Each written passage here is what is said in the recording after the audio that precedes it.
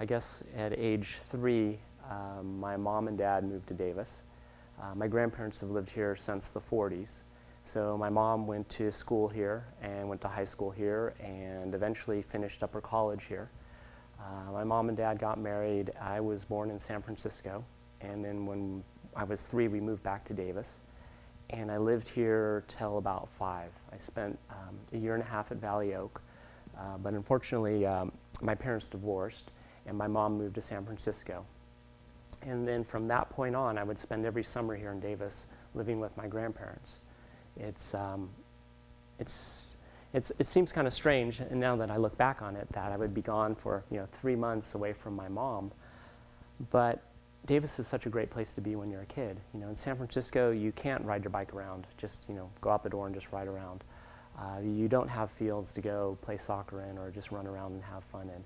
And you have playgrounds and things, but it's not quite the same. I mean, it's a big city environment, and as a 7-year-old, it's not necessarily safe to ride your bike or go play in the playground by yourself. So spending my summers here was great. I just in the morning have breakfast and then just run out the door and go play with my friends in the neighborhood and come back for lunch. And then after lunch, we'd all meet at the university rec pool and spend the afternoon there, then come back. And yeah, it was great. It was really wonderful. Sounds like every kid I know. Yeah, it's just kind of the way, Davis way of growing up. And I went to school at UC Berkeley and then worked for a few years in Southern California and then went away to school again and was married in '99, and we moved to Davis just sort of when she was attending UC Davis medical school for her residency. Okay, so now so 99 would be the okay, but right now I've got 3 sets of questions. Okay. So where did you do high school? A place called Aviation High School in Redondo Beach, California. So was that associated with the Air Force Base? Or? No, it was called Aviation because it was on Aviation Boulevard near where all the aerospace companies were in Southern California. So. And how did you choose Berkeley? My grandfather had gone there, and my uncle had gone there, and it was just kind of, it wasn't expected that I would go there. I applied to a school back east where my dad had gone to school, and which was? Princeton. Oh, okay. And I applied to Berkeley, and that was it. My applications were cut short a little bit because I was admitted early to Berkeley, which was a little bit unusual, I guess, because I applied to the engineering school. But I was very fortunate in that they, for whatever reason, accepted me. And after that, I thought, okay, well, I guess I'll just go there. My parents were pleased because back then the tuition for a UC campus was about $1,000 a year, and it was close, but a little bit far away from me, so that was good.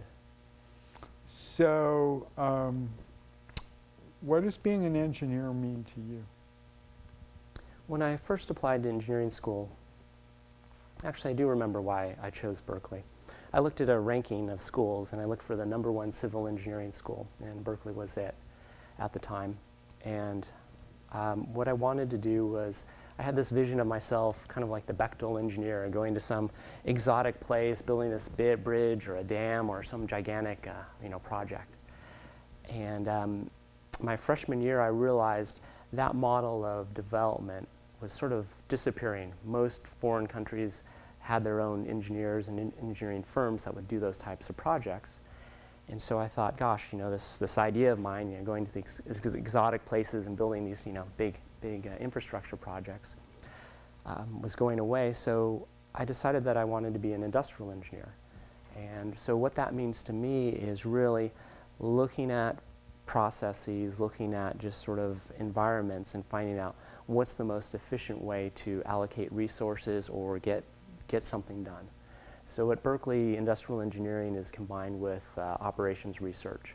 Industrial engineering is more of the hands-on, the operations research is more of an applied mathematics sort of field.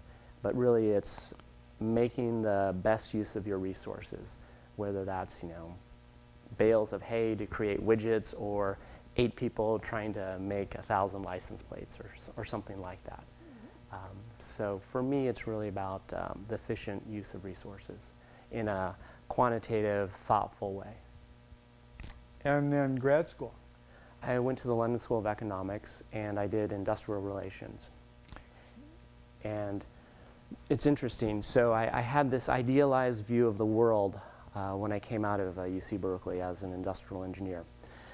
As an industrial engineer, you make a simplifying assumption. And the simplifying assumption is that people can be modeled like a machine. So person X is the same as person Y, same as person Z, and more or less. And they make 8 widgets per hour.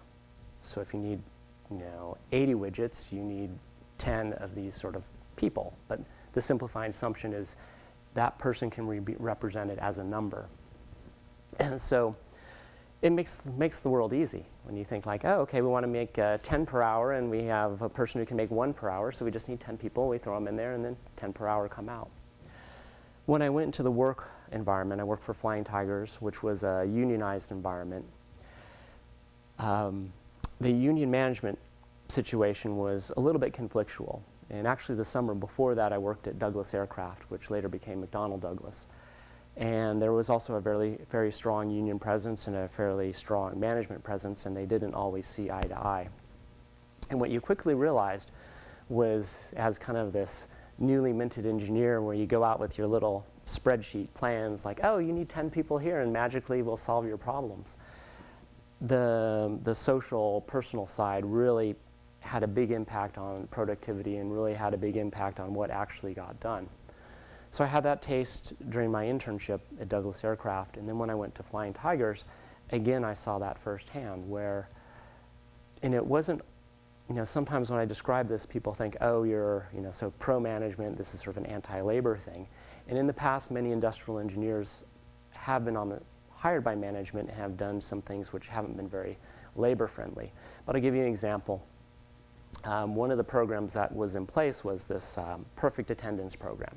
Okay. Employees were going to get this extra benefit of this extra cash payout if they had perfect attendance for the year. And so some employees thought, wow, this will be good. I'm going to not miss any days. I'm going to be, a good employee, and I'll have the sniffles. I'm going to still show up. And, 3/4 of the way through the year, the management canceled the program. Ooh. And so I'm sure they had a good reason. But just as sort of this person there in that environment, you realize, wow, there's much more to this. And that's why I became much more interested in industrial relations. Industrial relations at a simple level is sort of labor management. But really it's about the shop floor. It can be kind of a more global thing about labor economics. It can be a bunch of different things. But a key part is there's industrial sociology and industrial psychology. And those two aspects really give you a fuller picture with, so that you can actually make some positive change. Because if you just go there with a calculator and go, gosh, my numbers show that everything should be fine, and then the union and management are stuck in this very conflictual relationship, you don't stand a chance. Whereas I think if you have that industrial psychology, industrial sociology background, you can get that bigger sense and go, well, the numbers say this, but in order to achieve those numbers, we have to make sure that the people are working together, or at least not openly hostile towards each other. And it gives you some reference points about different things that have been done. And the perfect example from industrial engineering is you make 10 widgets per hour, and we're like, John, that's great. You get 10 widgets per hour, and we give you $10 an hour pay. I tell you what, if you can do 11 widgets per hour, we'll give you an extra $1. And you think, wow, this is great. So you do that, and now you're doing 11 widgets, and we're giving you $11. And then 6 months go by. This happened in the past with industrial engineering. Kind of gave the profession a black eye. We then change. We go, gosh, he's doing 11 widgets per hour. Why should we be paying him $11? We'll pay you $10. So you go back down to $10 an hour, but now we're expecting you to do 11 widgets per hour. And then the next time comes around and go, John, we found this way that you can do 12 widgets per hour. You're not going there. You're sort of like, well, forget that. We've gone down this path before. Why should I make this extra effort, or why should I cooperate when you're going to tempt me with this temporary pay, and then we're going to pull it away from you? So it just makes you cynical and less likely to cooperate. And that doesn't mean that you can't get productivity gains, but you need to be a little bit sensitive about some of the past things that have been done, and there are better ways that the employee can gain and the firm can gain as well. But anyway, that's the long roundabout way about industrial relations.